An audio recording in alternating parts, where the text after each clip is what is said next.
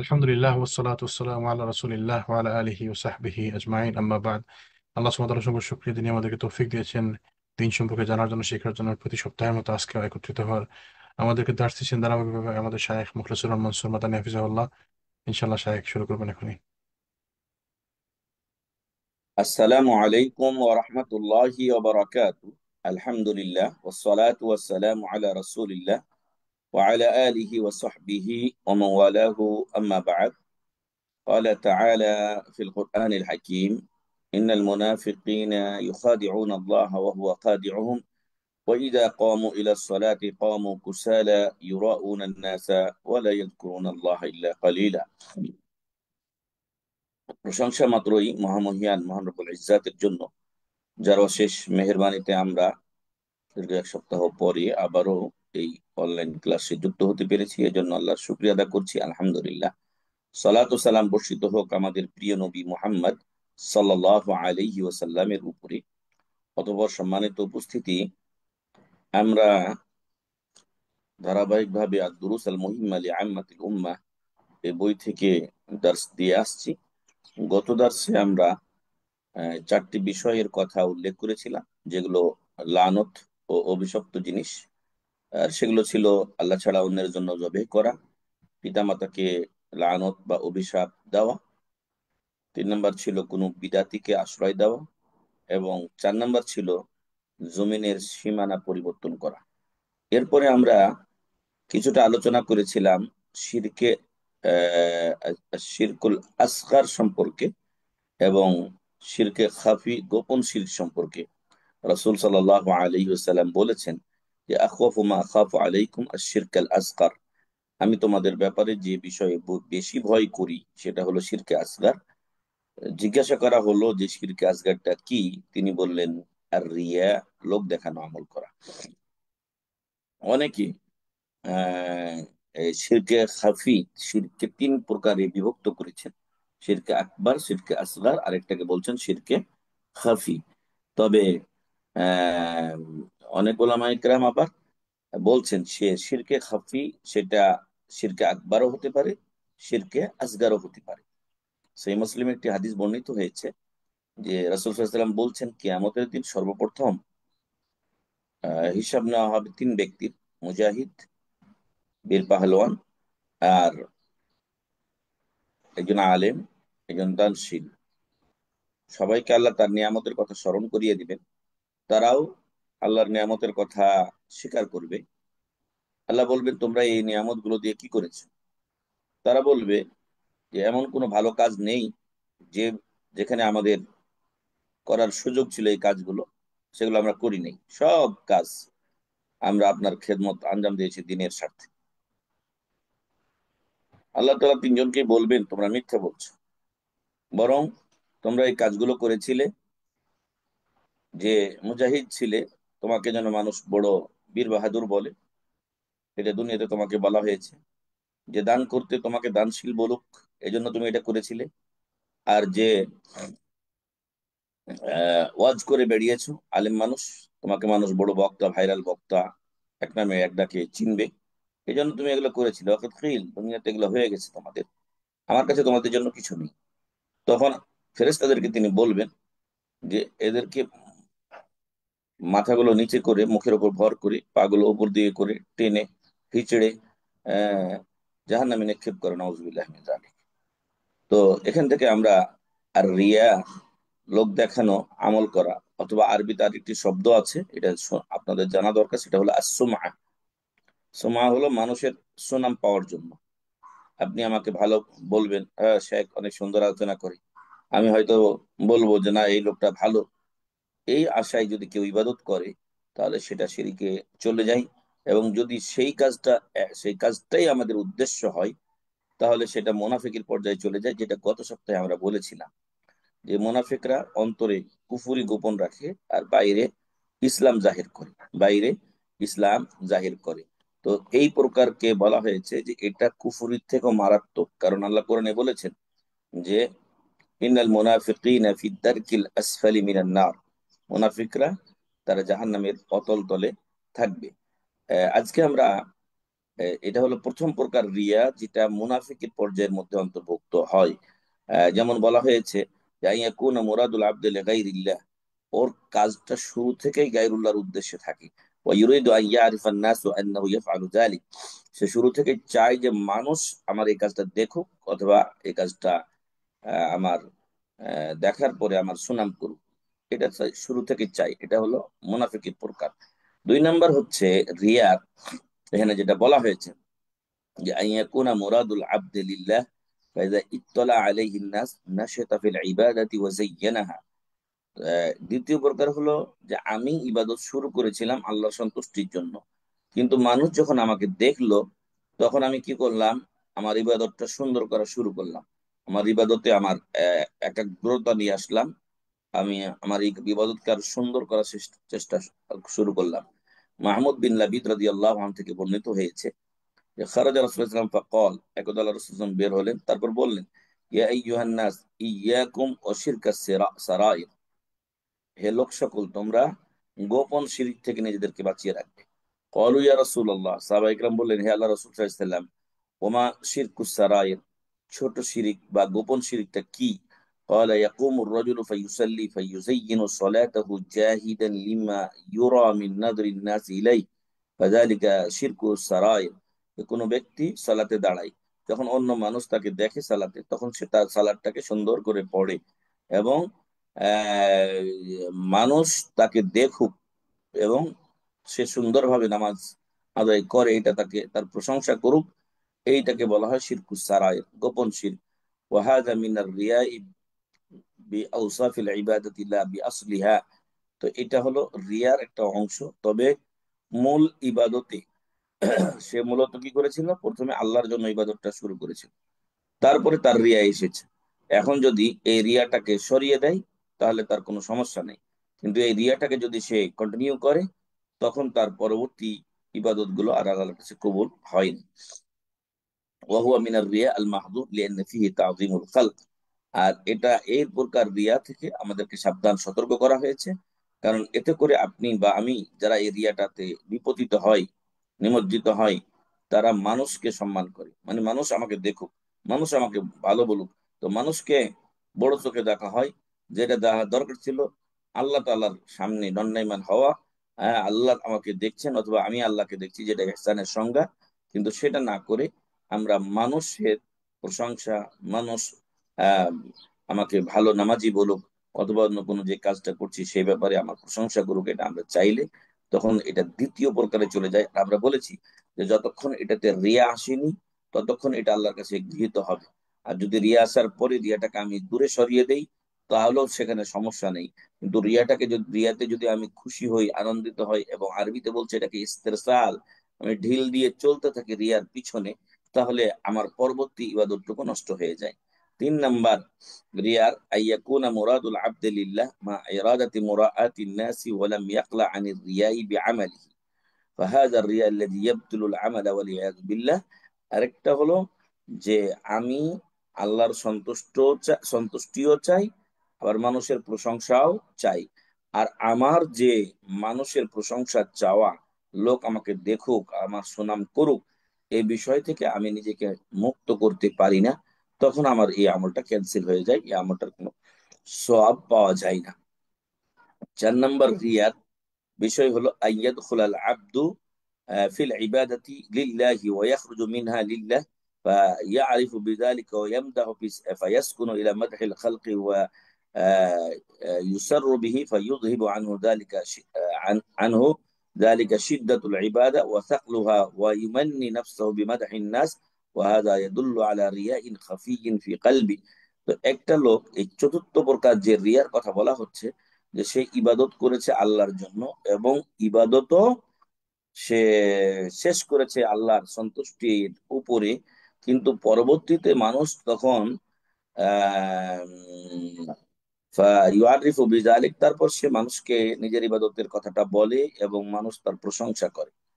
আর ওই যখন মানুষ তার প্রশংসা করে, তখন তার আত্মা শান্তি পায়, খুশি হয় সে। আর এর মাধ্যমে তার যে ইবাদতের যে ভারত্ব, সেটা তখন আস্তে আস্তে চলে যায়। ওয়া ইউমান্নি নাফসাহু বিমাদাহিন নাস, এবং সে মানুষের প্রশংসাটাকেই একটা পুঁজি বানিয়ে ফেলে, এবং এটা দিয়ে সে হয়তো কোনো সময় বলে যে আমি এরকম এরকম ইবাদত করি ইত্যাদি। তো বলা হচ্ছে হাদা ইয়াদুল্লু আলা রিয়াইন খাফিয়িন ফি কলবি, এই লোকটার অন্তরে গোপন রিয়া রয়েছে। ওয়াতাফাওয়াতুন নাসু ফি যালিক, লোকেরা এ ব্যাপারে আহ, তাদের স্তর কম বেশ হয়। আম্মা হামদুন নাস লিল আবদি আলা আমালিল খাইরি দুনা কাসদিম মিনহু, তাহলে আমরা এতক্ষণ আপনাদেরকে রিয়ার প্রকারগুলো বলছিলাম। যেই রিয়া, লোক দেখানো আমল করা, এটা একটা শিরকুল আসগার, শিরকে খাফি এগুলোর অন্তর্ভুক্ত, এবং এগুলো থেকে বেঁচে থাকাটা অনেক কঠিন। অনেক লোক তো মাজার কবরে যায় না, অনেক লোক তো গায়রুল্লাহর জন্য ইবাদত করে না, কিন্তু শয়তান তখন তাদের কাছে এই রাস্তা ধরে আসে, তার সালাতকে সৌন্দর্য করে মানুষকে দেখানোর জন্য। তো আপনাদেরকে যে এই প্রকারগুলো আমরা বললাম, রিয়া, লোক দেখানো আমল করা, যেটা ইখলাসের পরিপন্থী জিনিস। এক নম্বরে আপনার মুনাফিকদের যে রিয়া ছিল, সম্পূর্ণ কাজটাই গায়রুল্লাহর জন্য করে, তাহলে এটা মুনাফিকি, এবং এর পরিণাম কুফরির থেকেও মারাত্মক। দুই নাম্বার, শুরুতেই আল্লাহর সন্তুষ্টির জন্য ইবাদতটা শুরু করেছিল, কিন্তু পরবর্তীতে মানুষ তাকে দেখুক এই বিষয়টা চলে আসছে, ফলে ইবাদতটা সে সুন্দর করা শুরু করেছে। তো এটা মূল ইবাদতের শুরু থেকে তার এই রিয়াটা আসে নাই, রিয়াটা এসেছে পরবর্তীতে। এখন যদি সে রিয়াটাকে দূরে তাড়িয়ে দেয়, তাহলে তার ইবাদতের কোনো ক্ষতি নেই। কিন্তু যদি রিয়াটাকে কন্টিনিউ করে, তাহলে রিয়ার আগে যে ইবাদতটুকু এসেছিল সেটা কবুল হবে, আর রিয়ার পরে যেটা এসেছে সেটা কবুল হবে না।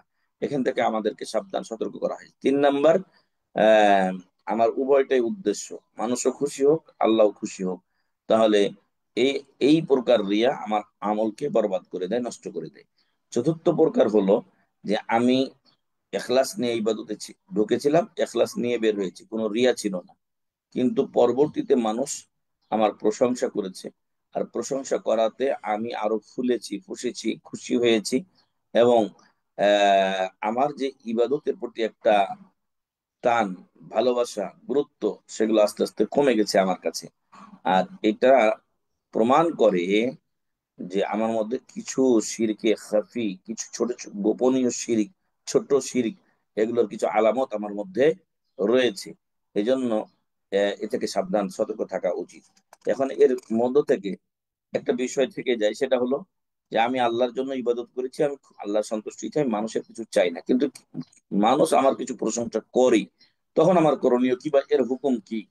এখানে বলা হচ্ছে যে আম্মা হামদুন নাস লিল আবদি আলা আমালিল খাইরি দুনা কাসদিম মিনহু, এখন যদি কোনো আহ বান্দা ভালো কোনো কাজ করেছে, মানুষকে দেখলো, কে শুনলো, এটা সে চাইনি, বা সেদিকে সে ভ্রুক্ষেপ করেনি, কিন্তু মানুষ প্রশংসা করেছে, আর তার ইচ্ছায় সেটা ছিল না, ফাইদা আমিলা ফালাইসা মিনার রিয়া, এই কাজ রিয়ার অন্তর্ভুক্ত হবে না। মানুষ প্রশংসা করেছে, এটা তাদের ব্যাপার, কিন্তু আমি তো তাদের প্রশংসা চাইনি, আমি আল্লাহর সন্তুষ্টির জন্য কাজ করেছিলাম। ফাইদা আমিল আল মুসলিম আমালান বিইখলাসিন ফামাদাহাহু নাস, এখন যদি কোনো মুসলিম ব্যক্তি আল্লাহর সন্তুষ্টি কল্পে কাজ করে, আর পরবর্তীতে মানুষ তার প্রশংসা করে, ওয়াহুয়া লা ইউহিব্বু ইত্তিলাউহুম আলা আমালিহি, আর তিনি এই আমলকারী চান না যে তার আমলটা অন্য কেউ জেনে যাক, ফায়াসুরুল আবদু বিফাদলিল্লাহি আলাইহি ওয়া তাওফীকিহি লাহু, আম, তো কিন্তু বান্দা যখন এই কথাগুলো শুনে মানুষের মুখে তার প্রশংসা, তখন তার অন্তরটা খুশি হয়, আনন্দিত হয়, খুশি হয়, আনন্দিত হয়। কিন্তু মানুষ জানুক এটা সে চায় না, পছন্দ করে না, মানুষকে বলেও বেড়ায় না, তবে এটা রিয়ার মধ্যে অন্তর্ভুক্ত হবে না। আগেরটা ছিল যে সে চায় যে মানুষ এটা আমার জানুক, মানুষ জানুক, মানুষ এর প্রশংসা, গুণগান, আহ, এটা আমাকে আনন্দিত করে, আর আমার ওই ইবাদত যেটা, সেটা যে হারে আমি করছিলাম, তখন আমার মধ্যে একটা অহংকার, অথবা একটা আত্মমর্যাদা চলে আসে। আত্মমর্যাদা বলতে আমি অনেক ভালো আমল করে ফেলেছি, এত আমল আমার দরকার নেই, আমি তো ভালোই, নিজের প্রতি একটা এরকম ধারণা যখন চলে আসে, তখন ওইটা বলা হচ্ছে তার মধ্যে শিরকে খাফির কিছু আলামত রয়েছে। আর এই প্রকারটাতে সে যেহেতু এটাকে পছন্দ করে না, মানুষ জানুক সেটা চাই না, মানুষকে বলে না, এরপর কেউ প্রশংসা করলে সেটা রিয়ার মধ্যে অন্তর্ভুক্ত হবে না। قال الله تعالى, মহান আল্লাহ তাআলা বলেন, قل بفضل الله وبرحمته فبذلك فليفرحوا هو خير مما يجمعون। তুমি বলে দাও যে আল্লাহর অনুগ্রহ এবং দয়াতে তোমরা যেন এর মাধ্যমে খুশি ও আনন্দিত হও। হুয়া খাইরুন, এটা তোমাদের জন্য উত্তম, মিম্মা ইয়াজমাউন, দুনিয়ামুখী এবং কাফেরেরা দুনিয়াতে যে অঢেল সম্পদ জমা করে তার থেকে তোমাদের এই পরকালীন ইবাদত জমা করা এবং মানুষের প্রশংসা নিজের না চাওয়াতে পাওয়া, এটা অধিক উত্তম। ফলে এই প্রকার আমি মানুষের প্রশংসা চাই না, মানুষ জানুক সেটা চাই না, তারপরও যদি প্রশংসা হয়ে যায়, কেউ জেনে ফেলে, সেটা দোষণীয় নয়। ওয়ান আবি যার, আবু যার জুনদুব বিন জুনাদা আল গিফারি রাদিয়াল্লাহু আনহু বলছেন, ক্বালা রাসূলুল্লাহ, ক্বালা ইয়া রাসূলুল্লাহ, তিনি বললেন, হে আল্লাহর রাসূল সাল্লাল্লাহু আলাইহি ওয়াসাল্লাম, আরাআইতা আর-রাজুলা ইয়া'মালুল আমালা মিনাল খাইরি ইয়াহমাদুহু আন-নাসু আলাইহি, আপনি কি দেখেছেন বা ভেবে দেখেছেন যে কিছু মানুষ আছে যারা আল্লাহ সন্তুষ্টির জন্য কাজ করে কিন্তু মানুষ তার প্রশংসা করে। قال صلى الله عليه وسلم, রাসূল সাল্লাল্লাহু আলাইহি ওয়াসাল্লাম বললেন, তিলকা আজিলু বুশরাল মুমিন, তিলকা আজিলু বুশরাল মুমিন, এটা হলো মুমিনের অগ্রিম সুসংবাদ। তিলকা আজিলু বুশরাল মুমিন, এটা হলো মুমিনের অগ্রিম সুসংবাদ।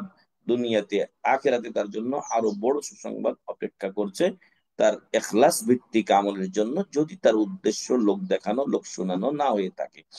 সম্মানিত উপস্থিতি, এ ছিল রিয়ার প্রকারগুলো। আমরা আবারও আপনাদেরকে ভালোভাবে বোঝানোর চেষ্টা করলাম যে রিয়া কোনো ক্রমেই গ্রহণযোগ্য নয়। তবে আমি মানুষ জানুক এটা চাই না, মানুষকে বলি না, তারপরও যদি মানুষ কোনোভাবে জেনে আমার প্রশংসা করে, আমি তাতে আনন্দিত হই, মানে আমার মনটা খুশি হয়, এটা দোষণীয় নয় এবং এটা রিয়ার মধ্যে অন্তর্ভুক্ত নয়, এবং এটা মমিনের জন্য পরকালের পূর্বেই দুনিয়াতে তার একটা সুসংবাদ। এরপরে হচ্ছে শেখ আব্দুল আজিজ বিন আব্দুল্লাহ বিন বাজ রাহিমাহুল্লাহ বলছেন যে, عن النبي صلى الله عليه وسلم, من حلف بغير الله فقد كفر أو أشرك, যে ব্যক্তি আল্লাহ ছাড়া অন্যের নামে শপথ করে সে শিরিক করে অথবা কুফরি করে, সে শিরিক করে। তার আগেই উনি বলেছেন, কাউলুহু সাল্লাল্লাহু আলাইহি সাল্লাম, মান হালাফা বিশাইইন দুনাল্লাহি ফাকাদ আশরাক, যে ব্যক্তি আল্লাহ ছাড়া অন্য কোনো কিছুর নামে শপথ করে সে শিরিক করে, সে শিরিক করে। রাওয়াহু ইমাম আহমদ রাহিমাহুল্লাহ বিইসনাদিন সহিহ আন উমর ইবনে খাত্তাব, উমর বিন খাত্তাব রাদিয়াল্লাহু আনহু থেকে বিশুদ্ধ সনদে হাদিসটি ইমাম আহমদ বর্ণনা করেছেন রাহিমাহুল্লাহ। ورواه أبو داود والترمذي بإسناد صحيح من حديث ابن عمر رضي الله عنهما عن السلام। আর আবু দাউদ ও তিরমিজি, ইমাম দয় রাহিমাহুমাল্লাহ, তারা বর্ণনা করছেন ইবনে ওমর রাদিয়াল্লাহু আনহুমা থেকে, মান হালাফা বিগাইরিল্লাহি ফাকাদ কাফার আও আশরাক, যে ব্যক্তি আল্লাহ ছাড়া অন্যের নামে শপথ করে সে কুফরি করে অথবা শিরক করে। তবে হ্যাঁ, এই হলফ যদি মৌখিক ভাবে হয়, অন্তরে গায়রুল্লাহর নামে যে শপথ করছে সেই গায়রুল্লাহর মর্যাদা সে আল্লাহর মতো করে দেয় না, শুধু মৌখিক ভাবে গায়রুল্লাহর নামে শপথ করে ফেলেছে, তাহলে সেটা শিরকে আসগারের অন্তর্ভুক্ত। কিন্তু যদি অন্তরের মধ্যে গায়রুল্লাহকে সেইভাবে সম্মান করে যেভাবে আল্লাহকে সম্মান করা উচিত, তখন এই হলফ বা শপথও শিরকে আকবরের পর্যায়ে চলে যাবে, কারণ এখানে তাযীমের ক্ষেত্রে তখন সে শিরিক করে ফেলেছে। আল হালাফু বিগাইরিল্লাহি মিনাশ শিরকিল আসগার আল্লাযী নাহা আনহু নবী সাল্লাল্লাহু আলাইহি সাল্লাম, হলফ বা শপথ হলো কসম, গায়রুল্লাহর নামে কসম করা হলো শিরকে আসগারের অন্তর্ভুক্ত। আমরা বলেছি যে শিরকে আসগার ততক্ষণ এটা থাকবে যতক্ষণ আপনার আহ, শপথটা এমন পর্যায়ের হবে না যে আপনি গায়রুল্লাহকে আল্লাহর সমপর্যায়ের মর্যাদা বা ভয় ইত্যাদি করার ফলে আপনি সেই শপথটা করছেন, বরং সাধারণভাবে আপনি এমনি যেভাবে শপথ করে না, না জানার কারণে অথবা হয়তোবা জানেন তারপরে হয়তো করে ফেলেছেন, তো এরকম যদি হয় তখন শিরকে আসগার। কিন্তু যদি এমনটি হয় যে আমি গায়রুল্লাহকে আল্লাহর মতো সম্মান করি, কেন শপথটা দেওয়া হয়? হ্যাঁ, যে কার নামে দেওয়া হয়? গুরুত্বপূর্ণ জিনিসের নামে, ব্যক্তির নামে দেওয়া হয়। তো এই গুরুত্ব দিয়ে যদি করা হয়, গায়রুল্লাহকে আমি গুরুত্ব দিচ্ছি আল্লাহর মতো করে, আল্লাহর চাইতে বেশি, তখন এটা শিরকে আকবরে চাই। হাফিজ সাহিহাইন মিন হাদিসে ইবনে ওমর মারফুআন, ইবনে ওমর রাদিয়াল্লাহু আনহুমা থেকে বুখারী মুসলিমে বর্ণিত হয়েছে, ইন্নাল্লাহা ইয়ানহাকুম আন তাহলিফু বিআবাইকুম, আল্লাহ তাআলা তোমাদেরকে নিষেধ করেছেন তোমাদের বাপ দাদার নামে শপথ করতে। মান কানা হালিফান বিল্লাহি আও মান কানা হালিফান ফালিয়াহলিফ বিল্লাহ, যদি কেউ শপথ করতে চায় সে যেন আল্লাহর নামে শপথ করে, আউলিয়াসমুত, অথবা যেন সে চুপ থাকে। ওয়াকাদ আজমা আহলুল ইলমি আলা তাহরিমিল হালফি বিগাইরিল্লাহ, সকল উলামা ইকরাম এই ব্যাপারে একমত যে আল্লাহ ছাড়া অন্যের নামে শপথ করা যাবে না, এটা হারাম। ক্বালা ইবনু আব্দুল বার রাহিমাহুল্লাহ, তিনি বলছেন, লা ইয়াজুজুল হালফু বিগাইরিল্লাহি বিল ইজমা, সকল উলামা ইকরামের, সকল মুসলিমদের ঐক্যমত হলো যে আল্লাহ ছাড়া অন্যের নামে শপথ করা যাবে না। ওয়া ইয়াকুনুল হালাফু বিগাইরিল্লাহি শিরকান আকবার ইযা আ'তাকাদাল হালিফু আন্নাল মাহলুফা বিহি লাহু শাইয়্যুম মিনাল খাসাইসিল উলুহিয়্যা। এখানে এই কথাটা বলে দিয়েছে যেটা আপনাদেরকে আমি একটু আগে বলে আসলাম, যে আল্লাহ ছাড়া অন্যের নামে শপথ করা, কসম করা, এটা শিরকে আকবার এর পর্যায়ে পড়বে, যখন শপথকারী মাহলুক যা গায়রুল্লাহ, যে গায়রুল্লাহর নামে, বাপের নামে, মায়ের নামে, কারো নামে শপথ করছে, ওটাকে যদি, ওটার জন্য যদি সে মনে করে যে এই জিনিসের ইবাদত পাওয়ার কিছু হক বা গুণ আছে, ويقع في قلبه من التعظيم له حتى كانت يمينه به, আর এটাকে সে, এই গায়রুল্লাহ যার নামে সে শপথ করছে, পীরের নামে, দরগার নামে, তো ওই জিনিসটাকে সে নিজের অন্তর থেকে বড় সম্মানের চোখে দেখছে, তখন এটা শিরকে আকবারে চলে যাবে। যার নামে শপথ করছে তার এলাহ হওয়ার কোনো গুণ তার মধ্যে আছে, অথবা তাকে সম্মান করে বলে তার নামে শপথ করছে, তখন এটা শিরকে আকবারে চলে যায়। নতুবা স্বাভাবিক যখন মানুষেরা করে, যে এটা সাধারণত করে মুসলিমরা বা ভারতীয় মধ্যদেশের লোকেরা সাধারণভাবে করে, তখন সেটা শিরকে আসগারে থাকে। কিন্তু কিছু কিছু পীর ভক্ত বা ইত্যাদি মাজার ভক্ত যারা আছে, তারা তাদের পীরের নামে জীবনে মিথ্যা শপথ করবে না, আল্লাহর নামে মিথ্যা শপথ করতে তারা কোনো দ্বিধা করে না। কেন? কারণ ওই পীরকে এতটা সম্মান করে, ভয় করে, যে তার আল্লাহকে সেটা সে ভয় করে না, নাউজুবিল্লাহ। তো ফলে সম্মানিত উপস্থিতি, আমাদের আজকের যেটা ছোট্ট একটু বিষয় ছিল, যে গাইরুল্লাহর নামে শপথ করা যাবে না, শপথ করতে হবে আল্লাহ তাআলা, যে আল্লাহ রাসূল সাল্লাল্লাহু আলাইহি ওয়াসাল্লাম বলছেন, লা তাহলিফু বিআবাইকুম, তোমরা তোমাদের বাপ দাদার নামে শপথ করি না। মান কানা হালিফান ফালিয়াহলিফ বিল্লাহ, যে শপথ করতে চায় সে যেন আল্লাহর নামে শপথ করে। আর ওয়ামান হুলিফা লাহু বিল্লাহি ফালিয়ারদা, আর যার জন্য শপথ করা হয় আল্লাহর নাম দিয়ে, যার কাছে শপথ করা হয়, তার উচিত আল্লাহর নাম যেহেতু সে বলেছে, আল্লাহ সম্মানার্থে তাকে সত্যায়ন করা। ওয়ামান লাম ওয়ামান হুলিফা লাহু বিল্লাহি ফালিয়াসদুক, আর যে সব আল্লাহর নামে শপথ করে সেজন্য তাকে শপথ করা হয় যার কাছে, তাকে যেন সে সত্যায়ন করে। আর যদি কেউ আহ, এটাকে সত্যায়ন না করে, আমাল্লাম ইয়াস্তুক ফালাইসা আলাইহি মিনাল্লাহি শাই, আল্লাহর উপরে তার কোনো দায়িত্ব থাকে না, আল্লাহ তার কোনো পরোয়া করেন না। এটা একটু ধমকের সরিয়ে বলা হয়েছে আর কি। এই জন্য আমরা আল্লাহ ছাড়া অন্যের নামে শপথ করব না, আল্লাহর নামেই আমরা শপথ করব। এটা এইটা এক নাম্বার। দুই নাম্বার জিনিস হলো, যে কেউ যদি গায়রুল্লাহর নামে শপথ করে, তাহলে সেটা তার গুনাহ হয়ে যায়, শিরক হয়ে যায়। আর তার তওবা করা উচিত। আর আরেকটা বিষয়, যে আমি শপথ করলাম, করার পরে যদি দেখি যে আমি যেটাতে, যার বিপরীতে শপথ করেছি ওই জিনিসটাতেই কল্যাণ আছে, আমি বললাম যে আল্লাহর কসম আমি এই কাজটা করব না, কিন্তু দেখা গেল যে ওই কাজটাতে কল্যাণ আছে, তো রাসূল সাল্লাল্লাহু আলাইহি ওয়াসাল্লাম বলছেন যে আমি যখন এরকম দেখেছি, তখন আমি আমার শপথ ভঙ্গ করেছি ওই কাজটা যেটাতে কল্যাণ আছে, যার বিপরীতে আমি শপথ করেছিলাম, তো ওই কল্যাণকর কাজটা আমি করি, আর আমি আমার কসমের কাফারা দিয়ে দিই, আমার শপথের কাফারা দিয়ে দিই। যেমন একটা উদাহরণ, আবু বকর রাদিয়াল্লাহু আনহু, তিনি মিসতাহ বিন উসাসা রাদিয়াল্লাহু আনহু, বদরি সাহাবী, তার নিকট আত্মীয় হতেন, তাকে কিছু খরচ দিতেন, গরিব মানুষ ছিলেন, কিছু খরচ দিতেন। কিন্তু আয়েশা রাদিয়াল্লাহু আনহার ইফকের ঘটনা, যেটা অপবাদ, জেনার অপবাদের ঘটনা ছিল, সেটা কোরআনেও বর্ণিত হয়েছে। তো সেই অপবাদে এই মেসতা বিন উসাসা কোনো না কোনো ভাবে জড়িয়ে যান। তো যখন আবু বকর রাদিয়াল্লাহু আনহু জানতে পারেন, তখন তিনি বললেন যে আল্লাহর কসম, আমি তাকে আর কোনো খরচ দেব না। আমি তাকে খরচ দেই আর সে আমার মেয়ের জেনার অপবাদ রটিয়ে বেড়াই, অথচ আমার মেয়ে এগুলো থেকে সম্পূর্ণ মুক্ত। তখন আল্লাহ তাআলা বললেন যে ওয়ালা ইয়াতালি উলুল ফাদলি মিনকুম ওয়াসআতি আইয়ুতু উলিল কুরবা মিনকুম, তো বলছে তোমাদের মধ্যে যাদের আর্থিক সামর্থ্য আছে তারা যেন এরকম শপথ না করে যে তারা তাদের নিকটাত্মীয়দেরকে আর দেবে না। আলা তুহিব্বুনা আন ইয়াগফিরাল্লাহু লাকুম, তোমরা কি চাও না যে তোমরা কি এটা পছন্দ করো না যে আল্লাহ তোমাদেরকে ক্ষমা করুন? তো আবু বকর রাদিয়াল্লাহু আনহু বুঝতে পারলেন যে এই আয়াতটি তার কেন্দ্রিকই নাজিল হয়েছে। তখন তিনি বললেন যে বালা উহিব্বুল্লাহ উহিব্বুল উহিব্বু আন ইয়াগফিরাল্লাহু লি, হ্যাঁ অবশ্যই আমি পছন্দ করি, ভালোবাসি যে আল্লাহ আমাকে ক্ষমা করুন। ঠিক আছে, তখন তিনি কি করলেন, তার শপথটা ভঙ্গ করলেন এবং তিনি শপথ ভঙ্গ করে কাফারা দিলেন এবং পরবর্তীতে মেসতা বিন উসাসাকে দান করার বিষয়টি কন্টিনিউ করলেন।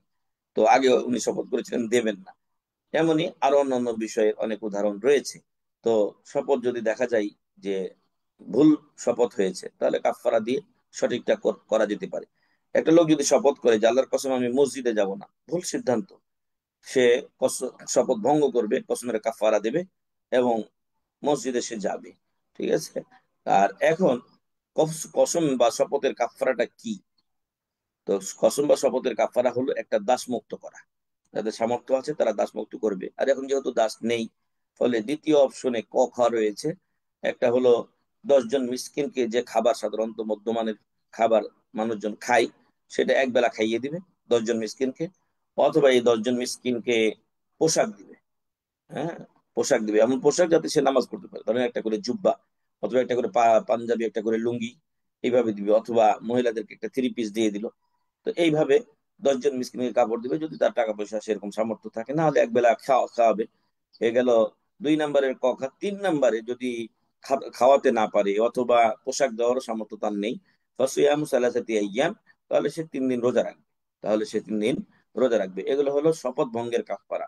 শপথ ভঙ্গের কাফারা: 1 নম্বরে একটা দাস মুক্ত করা, 2 নম্বরে কখা রয়েছে 10 জন মিসকিনকে খাবার দেওয়া বা পোশাক দেওয়া, আর 3 নম্বর হচ্ছে 3টা রোজা রাখা। তো এই ছিল আমাদের আজকের আলোচনা। মহান রব্বুল আলামিন যেন আমাদেরকে প্রথম বিষয়ে রিয়া থেকে মুক্ত রাখেন এবং গায়রুল্লাহর শপথ থেকেও যেন আল্লাহ আমাদেরকে হেফাজত করেন, আল্লাহুম্মা আমিন। এবং আল্লাহ তাআলা যেন আমাদেরকে আহ ইখলাস সহকারে ইবাদত করার তৌফিক দান করেন। আর আল্লাহর নামেই যেন আমরা শপথ করি, সে এর উপরে আল্লাহ আমাদেরকে অবিচল রাখুন। হারাম শপথ থেকে আল্লাহ আমাদেরকে হেফাজত করুন। জাযাকুমুল্লাহু খাইরান। সুবহানাকাল্লাহুম্মা ওয়া বিহামদিকা আশহাদু আল্লা ইলাহা ইল্লা আনতা আস্তাগফিরুকা ওয়া আতুবু ইলাইক। আসসালামু আলাইকুম ওয়া রাহমাতুল্লাহি ওয়া বারাকাতুহু। ওয়ালাইকুম আসসালাম ওয়া রাহমাতুল্লাহি ওয়া বারাকাতুহু। জাযাকাল্লাহু খাইরান শাহ, গুরুত্বপূর্ণ দর্শের জন্য আল্লাহ সুবহানাহু ওয়া তাআলা আপনার ইলমে বারাকা দান করুন, আমিন ইয়া রাব্বাল আলামিন। ভাইয়ের প্রশ্ন আছে মানে কামরুজ্জামান ভাই, শাহকে সময় আছে নাকি? আছে? আজকে এমন একটা সময় নেই, আমি কালকে ইয়াতে ছিলাম তো, আচ্ছা সফরে ছিলাম, আমার অফিসে যাওয়াই হয়নি, এই জন্য আচ্ছা, তাহলে কি প্রশ্ন নিব অফ নাকি? দিয়ে। শাহ কামরুজ্জামান ভাই একটু হাত উঠেছেন, কামরুজ্জামান। আচ্ছা, জি। দেন দেন আসসালামু আলাইকুম কামরুজ্জামান শাইখ। ভাই। জি ওয়ালাইকুম আসসালাম শাইখ, রহমতুল্লাহ বরকাত। শর্টে দুইটা ছোট প্রশ্ন আর কি। একটা হচ্ছে, জি বলেন। একটা হাদিসের ব্যাপারে আমি একটু জানি না আপনাকে। আমি হাদিসটা শুনছিলাম, মানে এই যে বিয়ের ব্যাপারে আমি শুনছিলাম যে সাধারণত মানুষেরা দেখে চারটা জিনিস, কিন্তু রাসূল সাল্লাল্লাহু আলাইহি ওয়াসাল্লাম বলছে যে দিনদারিত্বকে প্রাধান্য দেওয়া। তো এখানে এক ভাই আমাকে একটা হাদিস পাঠাইছে, এটা মুসলিম এবং বুখারীর। এখানে লেখছে, বাংলাটা লিখছে যেমন, আবু হুরায়রা রাদিয়াল্লাহু আনহু বর্ণিত, তিনি বলেন যে রাসূল সাল্লাল্লাহু আলাইহি ওয়াসাল্লাম বলছেন, মূলত 4টি গুণের কারণে নারীকে বিয়ে করা হয়: নারীর ধন সম্পদ, অথবা বংশমর্যাদা, অথবা রূপ সৌন্দর্য, অথবা তার ধর্মভীরু কারণে। আর রাসূল সাল্লাল্লাহু আলাইহি ওয়াসাল্লাম বলেন, সুতরাং ধর্মভীরুকে প্রাধান্য দিয়ে বিবাহ করা সফল হও। আর যদি এরূপ না করো তাহলে তোমরা দুহাত তুলে ধূসরিত হোক, ধর্মভীরু মহিলাকে প্রাধান্য না দিলে ধ্বংস অবরিত। তো এইখানে অনেকে যেটা বোঝে যে এই সাইটটা দেখে বিয়ে করে, কিন্তু আমি যেটা শুনছিলাম যে রাসূল সাল্লাল্লাহু আলাইহি ওয়াসাল্লাম বলছে সাধারণত মানুষেরা এই সাইটটাকে দেখে, কিন্তু ধর্মভীরুতাকে রাসূল সাল্লাল্লাহু আলাইহি ওয়াসাল্লাম প্রাধান্য দিছে। এই বিষয়টা একটু যদি ছোট করে বলতেন। আর আমার একটা ছোট প্রশ্ন আছে, জরুরি একটু। জাযাকাল্লাহ। ধন্যবাদ কামরুজ্জামান ভাই। আহ, যেটা আপনি দ্বিতীয় অংশে বললেন এটাই হলো সঠিক। হাদিসের শব্দটা হলো তুনকাহুল মারআতু। তুনকাহু মানে বিয়ে করা হয়। রাসূল সাল্লাল্লাহু আলাইহি ওয়াসাল্লাম বলেননি যে এই 4টা দেখে বিয়ে করো। উনি সংবাদ দিয়েছেন যে তুনকাহুল মারআতু লিআরবাঈন, মেয়েদেরকে 4টা বিষয় দেখে মানুষ বিয়ে করে: তার সৌন্দর্য, তার টাকা পয়সা, তার বংশ এবং তার দিনদারি। এই 4টা জিনিস দেখে মানুষ বিয়ে করে। রাসূল সাল্লাল্লাহু আলাইহি ওয়াসাল্লাম বলছেন যে ফাজফার বেযাতিদ দ্বীন, তুমি দিনদার নারীকে বিয়ে করে তুমি কৃতকার্য বা সফল হয়ে যাও। তারিবাত ইয়াদাক, আর যদি না করো তোমার হাত ধুলাই দূষিত হোক। ফলে কালকেও একটা আলোচনা শুনলাম, মনে হয় সালে ফৌজান হাফিজাহুল্লাহ বা এরকম বড় আলেমের। তো উনি বলছেন যে দিনদারির সাথে কোনো তুলনা হয় না। যখন দিনদারি থাকবে তখন অন্য যে কোনো গুণাগুণ মানে শিথিলযোগ্য। তো মানুষ ওই যেটা দ্বিতীয় অর্থটা আপনি করেছেন, যে মানুষ সাধারণত চারটা দেখে বিয়ে করে, রসুল বলেননি যে এই চারটা দেখে বিয়ে করো। রসুল বলছেন দিনদারি দেখে বিয়ে করো। তবে হ্যাঁ, যদি দিনদারির সাথে আমি এগুলো পাই তো আলহামদুলিল্লাহ। আলহামদুলিল্লাহ। আমি জি দিনদারির সাথে অন্যগুলো পেয়েছি, কম কম পেয়েছি একটু, তাতেও কোনো সমস্যা নেই, কিন্তু দিনদারিকে প্রাধান্য দেওয়া হয়েছে। কোনো লোক যদি দিনদারি পাওয়ার পরেও হয়তোবা সৌন্দর্য একটু হয়তো কম, অথবা যদি দেখে যে টাকা পয়সার দিক দিয়ে গরিব মেয়ে, আর এই জন্য যে শুধু সে রিজেক্ট করে দেয় দিনদারি থাকার পরেও, তাহলে তারই বা কি আদা, এ লোকটাই তো মানে তার হাত ধুলাই ধূসরিত হোক। দিনদারিত্ব থাকার পরেও যদি কেউ পরিহার করে সে বোকা ও নির্বোধ। কারণ দিনদারিটাই হলো আসল, সে আপনাকে সহযোগিতা করবে আপনার দিনকে পরিপূরক হিসেবে। শুধু স্বামী স্ত্রীর যে নিজেদের জৈবিক চাহিদা মেটানো এটা নয়। আপনি ঘুমিয়ে আছেন, আপনি ক্লান্ত হয়ে বাহির থেকে আসেন, আপনার দিনদার স্ত্রী সে আপনাকে নামাজের সময় আজান হয়ে গেছে, এই উঠো, আপনাকে উঠিয়ে দিবে। আর যদি দিনদার না হয় তো নামাজই পড়বে না। অনেক লোক বলেছেন যে এই একটা প্রশ্ন এভাবে যেটা এসেছে, যে নামাজ পড়ে না এখন, অথবা অন্য মাযহাবের, আমি ঠিক করে নেব। বরং এই ক্ষেত্রগুলোতে ওলামা ইকরাম বলছেন যে তোমাকে সে ঠিক করে নেবে, ওটা ওই আশা করিও না। কারণ হচ্ছে যে ওই বদ অভ্যাস না গেলে তোমার আজীবনটা, তোমার জীবন পুরোটাই শেষ হবে। তো এই জন্য রাসূল সাল্লাল্লাহু আলাইহি ওয়াসাল্লামের যে একটাই অপশন সেটা হলো দিনদারি। এই দিনদারিকে, এক নাম্বার দিনদারিকে অগ্রাধিকার দিতে বলা হয়েছে। জাযাকুমুল্লাহ খাইর। বারাকাল্লাহ ফিক। শেখ আর একটু শুনে আপনাকে বিরক্ত করবো, ছোট্ট একটা জোরে একটু প্রশ্ন ছিল। শেখ ধরেন বলেন। আহ, আমি কোনো একজন ভাই, সে একটা কথা বললো, সে কথাটা হয়তো সে অহংকার বশত বলতে পারে, অজ্ঞতা বশত বলতে পারে, যে কোনো কারণেই ধরেন যে বলছে কথাটা, আমি জানি না। কিন্তু আমি এই কথাটাকে ধরেন যে তার নাম উল্লেখ না করেও বললাম হয়তো কারোর সামনে, কিন্তু যার সামনে বলছি সে বুঝতে পারছে যে কাকে উদ্দেশ্য করে কথাটা আমি বলছি। তাইলে কি এই বিষয়টা গীবতের ভিতরে পড়বে না কি, এটা জানতে চাচ্ছিলাম একটু। নাম উল্লেখ না করে বললে গীবতে পড়ে না সাধারণত। আর কিন্তু তবে যদি কিন্তু এরকম আমি বুঝতে পারছি এরকম যে কাকে উদ্দেশ্য করে বলা হয়েছে তখন। হ্যাঁ, হ্যাঁ, হ্যাঁ, ওই ওই ওই এরকম বিষয়গুলো যদি আপনি বুঝতে পারেন যে এটা মানুষ স্পষ্ট বুঝতে পারবে, আর তাতে এটা তখন ওই গীবতের সংজ্ঞাটা আপনি খেয়াল করবেন, জিকরুকা আখাকা বিমা ইয়াকরা। তোমার ভাই সম্পর্কে এমন কিছু কথা বলা যা সে অপছন্দ করে।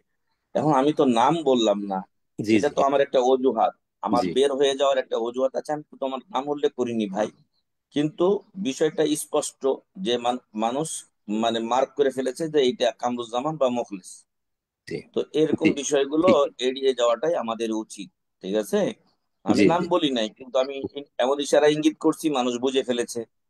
হ্যাঁ, তো এগুলো এড়িয়ে যাওয়া উচিত, কারণ এটা কিন্তু মানে স্পষ্ট নাম না থাকলেও এটা স্পষ্ট ইঙ্গিত আছে।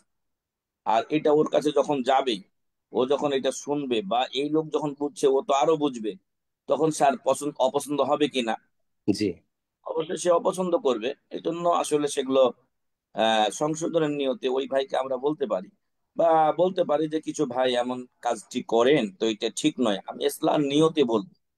এরপরও যদি সে রাগ করে তাতে আমাদের কিছু যায় আসে না। কারণ ওই তবলিগ জামাতের একটা মানহাজ হলো, মানুষ ভুল করলে ওর ভুল ধরা যাবে না, কারণ ভুল ধরলে মানুষের মন খারাপ হয়, এতে শত্রুতা তৈরি হয়। তাহলে তো রাসূল দাওয়াতি দিতে পারতেন না। তো যাই হোক, আমরা কাউকে ওইরকম খাটো চোখে দেখার জন্য, অথবা কাউকে ওই যে খোঁচা মারা এরকমের না করে, আমরা ইসলাম নিয়তে ভালো সাবলীল ভাষায় যদি আমরা বলি যে কিছু ভাইয়েরা এরকম করেন, আসলে এটা এরকম ঠিক নয়, কাজটা এভাবে করা উচিত। হ্যাঁ, আমরা তো আমাদের আলোচনায় বলি, কেউ মাইন্ড করে না, অথচ আমাদের সামনে অনেক লোকেরাই থাকে এই ভুলগুলো করে। তো তারা আস্তে আস্তে সংশোধন হয়ে যান আলহামদুলিল্লাহ। আমরা যখন দাম্মামে ছিলাম দীর্ঘ 13 বছর তো কাজ করেছি। তো আমরা আমাদের দাম্মাম সেন্টারে, আমি এবং শেখ মতিউর রহমান সাহেব হাফিজাহুল্লাহ, কোন সময় আমরা ছাড় দিয়ে কাউকে কথা বলিনি।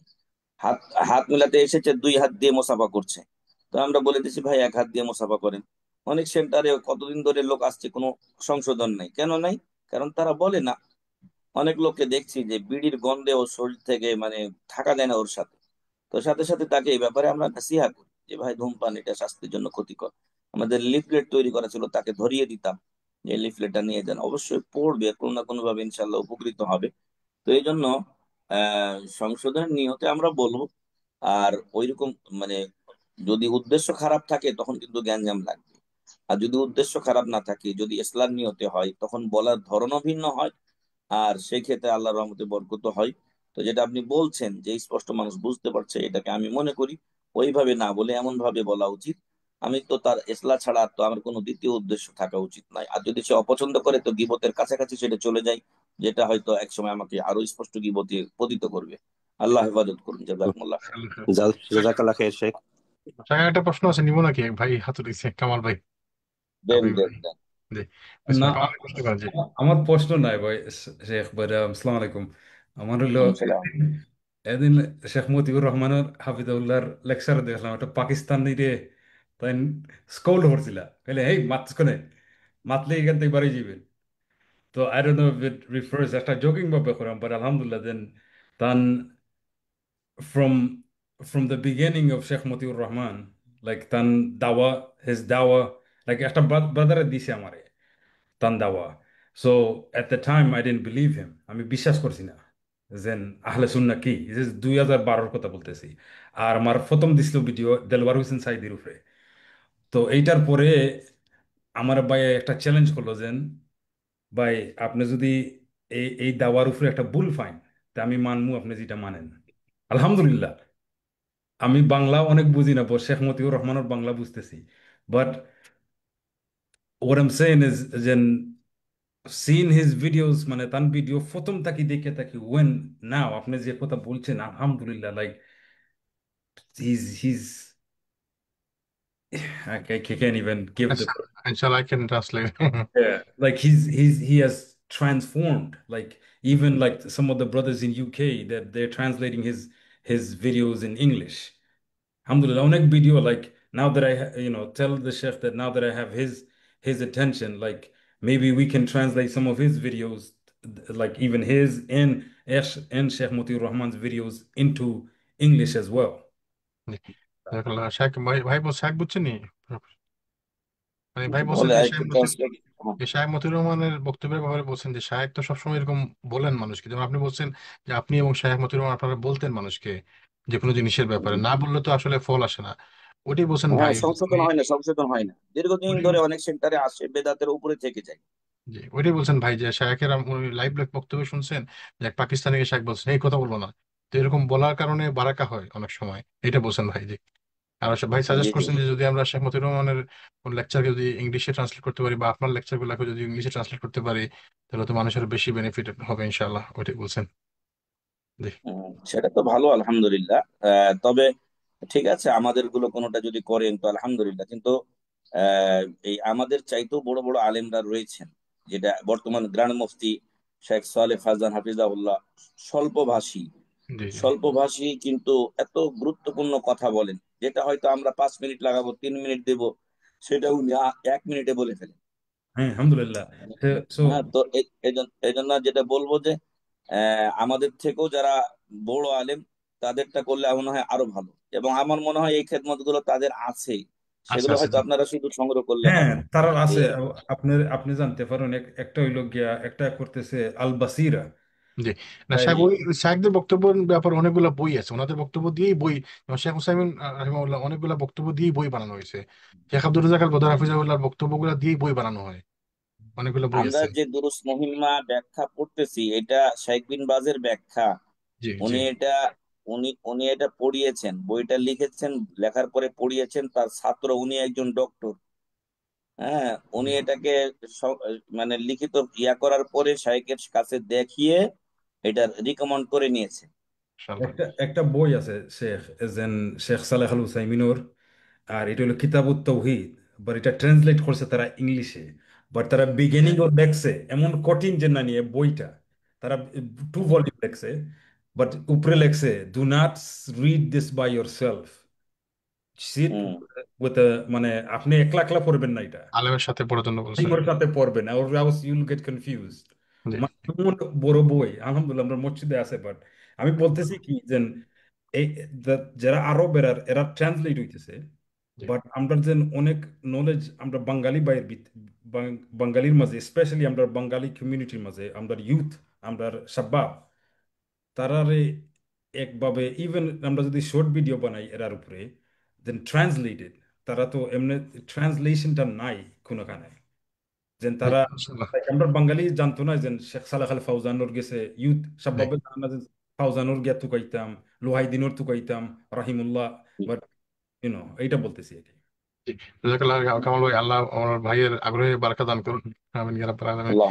ঠিক আছে, আপনি অনেক সময় নিলাম আজকে। জি আচ্ছা, জাযাকুমুল্লাহ খাইর। এগুলো ওই যে আমাদের বাংলাদেশি অনেক ভাইয়েরা আছেন যারা আরবি বুঝেন এবং কাজ জানেন, জি অথবা আহ, তাদের আগ্রহ আছে, কোন একটা লেকচার তাদেরকে ভালো লেগেছে, কিছু হয়তো আবছা আবছা বুঝছে, তখন এটার অনুবাদ করার জন্য আমাদেরকেও অনেক ভাইয়েরা মাঝে মাঝে বলেন যে শাইখ এই অংশটা আমাকে অনুবাদ করে দেন। আমরা অনুবাদ অনেক সময় করে দেই, সময় পেলে অনুবাদ করে দেই। তখন তারা কি করে, ওই যে শাইখে আরবিতে বলে যায় ওটা আর নিচে এটার নিচে ট্রান্সলেশন। বাংলা উঠে, জি জি জি ট্রান্সলেটটা উঠে। তো এগুলো একটা কাজ। আবার ভয়েসও দেওয়া যায়, আর তবে ওই ক্ষেত্রে তো শাইখের সরাসরি বক্তব্যটা থাকলো না, থাকলে জি একটা আলাদা তৈরি হয় আর কি। জি জি নিজেদের ভিতরে একটা আবেগ বা এই এই ইয়াটা এই, গ্রহণযোগ্যতাটা বাড়ে। তখন আপনার নিচে হয়তো ইংরেজিতে অনুবাদ উঠলো। এই জি, এরকম আল্লাহ কাজগুলো সুবহানাহু ওয়া কিছু তাআলা। আছে, আমি আপনাদেরকে মাঝে মাঝে দুই একটা দিয়েছিও, কিছু কিছু জি জি জি মাঝে জি মাঝে জি বই দিয়েই আপনাদেরকে ইংরেজি জি জি গ্রুপে। ঠিক আছে, জাযাকুমুল্লাহ খাইর, আল্লাহ আপনাদের ভালো রাখুন। সুবহানাকাল্লাহুম্মা ওয়া বিহামদিকা আশহাদু আল্লা ইলাহা ইল্লা আনতা আস্তাগফিরুকা ওয়া আতুবু ইলাইক। আসসালামু আলাইকুম ওয়া রাহমাতুল্লাহি ওয়া বারাকাতুহু। ওয়ালাইকুম আসসালাম ওয়া রাহমাতুল্লাহি ওয়া বারাকাতুহু।